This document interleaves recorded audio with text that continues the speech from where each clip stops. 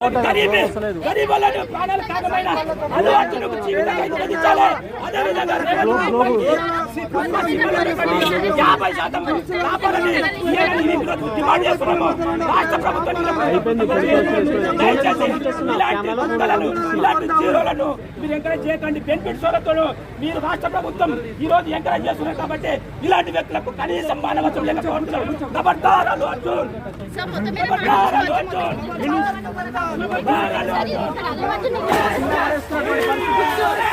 క్లియర్గా గమనించవచ్చు. అంటే రేవంతి కుటుంబం రోడ్డు మీద పడడానికి, రేవతి చనిపోవడానికి, దాని తర్వాత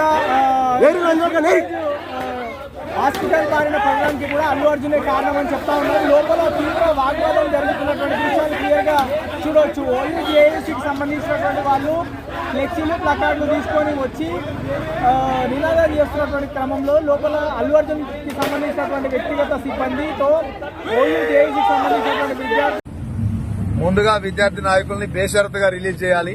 అదేవిధంగా పుష్ప సినిమా యూనిట్ మొత్తం కూడా 1000 కోట్లు దాటిపోయింది. మీకు నష్టం ఏమి లేదండి.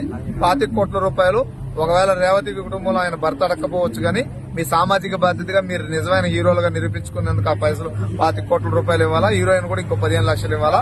ఇది ఎట్టి పరిస్థితుల్లో ఇందులో ఏది తప్పు జరిగినా సరే ఓయూ చేసి మిమ్మల్ని ఉరికించుకొడుతుంది, సినిమాలు ఆడనీయకుండా చేస్తారని ఈ సందర్భంగా డిమాండ్ చేస్తున్నా. ఖచ్చితంగా మీరు ఇవ్వాలా. ఇచ్చే వరకు ఓయూ చేసి ఇడిచిపెడతారని ఈ సందర్భంగా తెలియజేస్తున్నా. 15 మంది వచ్చారు, ఈసారి 1500 మంది వస్తారని చెప్పి సందర్భంగా